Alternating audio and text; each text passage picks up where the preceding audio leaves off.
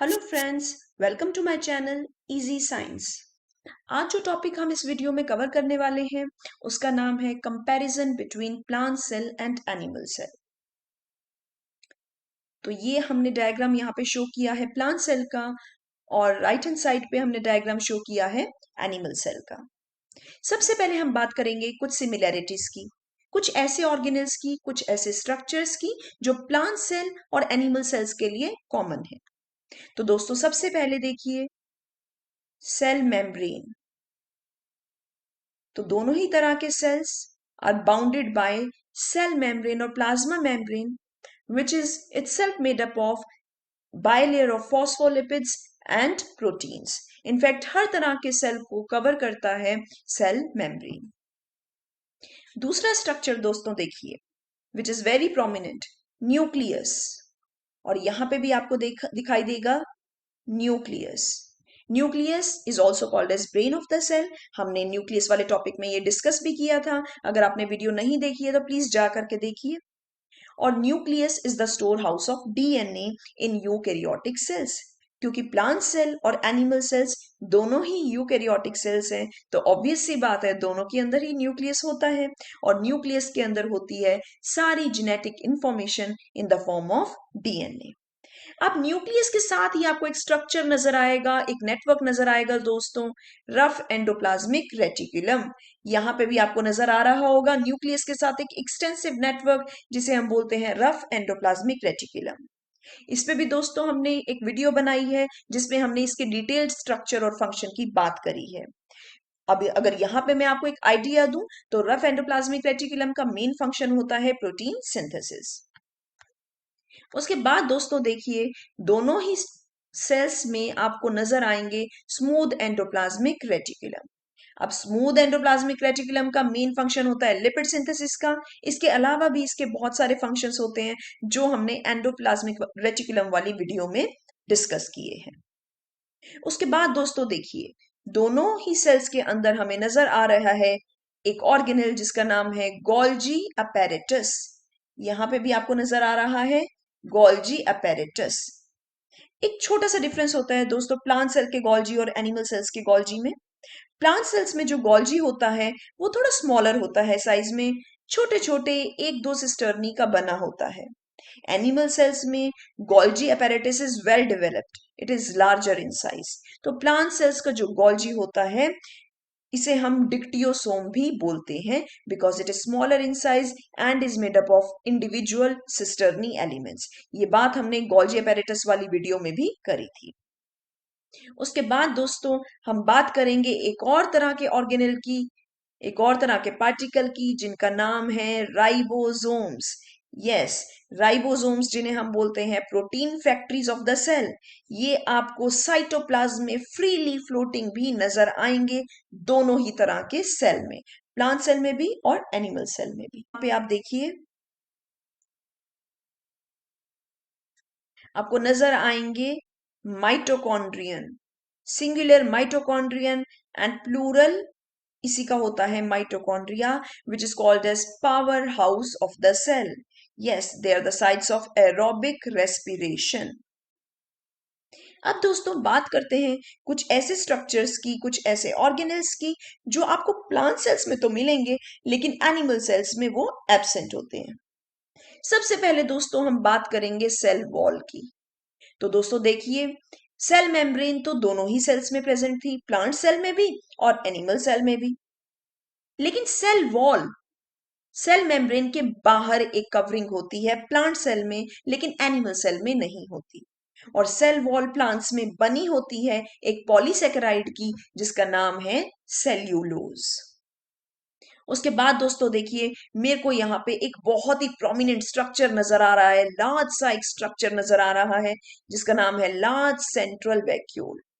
तो दोस्तों हर mature plant cell में आपको सेंटर में एक स्ट्रक्चर नजर आएगा जो 90% of the volume plant cell का ऑक्यूपाई करेगा। इसे हम बोलते हैं लार्ज सेंट्रल वैक्यूल और इसका मेन फंक्शन होता है सेल्स को टर्जिडिटी प्रोवाइड करना। और इसके अलावा कुछ वेस्ट मटेरियल भी इसके अंदर स्टोर होते हैं, कुछ इनऑर्गेनिक क्रिस्टल्स भी इसके अंदर स्टोर होते हैं। लेकिन जो एनिमल सेल्स होते हैं उनमें लार्ज सेंट्रल वैक्यूल तो नहीं होता दोस्तों। वैक्यूल्स हो सकते हैं किसी किसी एनिमल सेल में आपको मिल जाएं, और अगर होंगे भी तो छोटे होंगे, साइज में स्मॉलर होंगे, टेम्परेरी होंगे, और हर एनिमल सेल में तो नहीं मिलेंगे। तो large central vacuole is a characteristic feature of every plant cell, but large central vacuole is absent in animal cell. However, small vacuoles might be found in certain animal cells. उसके बाद दोस्तों देखिए, यहां पे मेरे को एक और स्ट्रक्चर नजर आ रहा है, क्लोरोप्लास्ट। आपने लोअर क्लासेस में भी इसके बारे में पढ़ा है, हमने इसके स्ट्रक्चर और फंक्शन की डिटेल्ड वीडियो में भी पढ़ा है कि क्लोरोप्लास्ट का जो मेन फंक्शन होता है दैट इज फोटोसिंथेसिस। और फोटोसिंथेसिस तो सिर्फ प्लांट सेल्स ही करते हैं ना, क्योंकि इनके अंदर जो क्लोरोप्लास्ट होता है उसमें एक पिगमेंट प्रेजेंट होती है, क्लोरोफिल, और क्लोरोप्लास्ट एनिमल सेल्स में एब्सेंट होता है।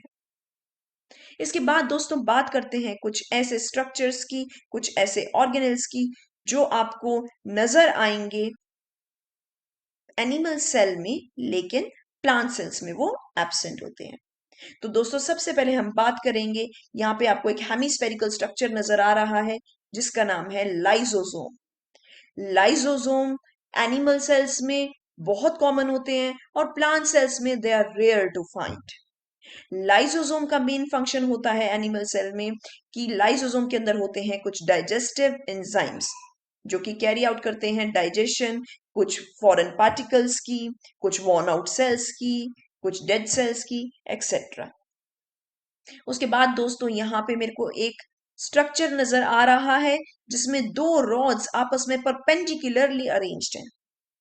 इन इंडिविजुअल रॉड्स को हम बोलते हैं सेंट्रियोल्स, और इस पूरे अपैरेटस को, पूरे स्ट्रक्चर को, पूरे सेटअप को हम बोलते हैं सेंट्रोसोम। ये सेंट्रोसोम प्लांट सेल्स में नहीं मिलता दोस्तों, एनिमल सेल्स में इट इज प्रेजेंट, और एनिमल सेल्स में इसका रोल होता है सेल डिवीजन में। उसके बाद दोस्तों देखिए, प्लांट सेल्स में जो स्टोरेज मटेरियल होता है वो होता है स्टार्च की फॉर्म में, रिजर्व फूड होता है स्टार्च की फॉर्म में, और एनिमल सेल्स में वो होता है ग्लाइकोजन। तो दोस्तों एक बार बात कर लेते हैं इन डिफरेंसेस की पॉइंट वाइज।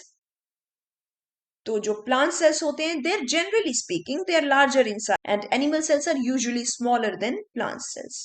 प्लांट सेल्स में हमने बात करी कि प्लाज्मा मेम्ब्रेन के बाहर एक और लेयर होती है cell wall which is made up of cellulose, और इसका मेन फंक्शन सेल को शेप और रिजिडिटी प्रोवाइड करने का होता है। एनिमल सेल्स में सेल वॉल एब्सेंट होती है। उसके बाद दोस्तों प्लांट सेल्स में नेबरिंग प्लांट सेल्स के बीच में कुछ कनेक्शंस होते हैं ताकि साथ साथ वाले जो प्लांट सेल्स होते हैं वो आपस में मटेरियल्स एक्सचेंज कर पाए। उन कनेक्शंस को हम बोलते हैं प्लाज्मोडेस्मेटा। एनिमल सेल्स में ये प्लाज्मोडेस्मेटा एब्सेंट होते हैं, और हम गैप जंक्शंस को प्लाज्मोडेस्मेटा का एनालॉग मान सकते हैं एनिमल सेल्स में। उसके बाद दोस्तों हमने बात करी chloroplast is present in plant cell but it is absent in animal cell, और क्लोरोप्लास्ट का मेन रोल होता है फोटोसिंथेसिस में। प्लांट सेल में हमने बात करी a large central vacuole is present in every plant cell. Animal cells में हो सकता है वैक्यूल मिले, हो सकता है ना मिले, और अगर होंगे तो they would be small and temporary. उसके बाद दोस्तों प्लांट सेल्स में जो गोल्जी अपैरेटस होता है, क्योंकि वो स्मॉलर होता है साइज में, इंडिविजुअल सिस्टर्नी का बना होता है, तो इसीलिए हम उसको एक नाम दे देते हैं, एक टर्म दे देते हैं डिक्टियोसोम्स। और एनिमल सेल्स में Golgi apparatus is well developed.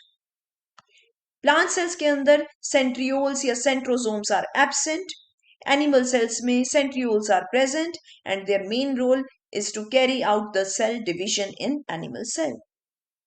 अब दोस्तों एक बात और हम यहाँ पे डिस्कस करेंगे, क्योंकि प्लांट सेल में जो सेंटर वाला स्पेस है वो वैक्यूल ऑक्यूपाई कर लेता है, इस वजह से आप देखिए बाकी सारे organelles are push towards the periphery including the nucleus.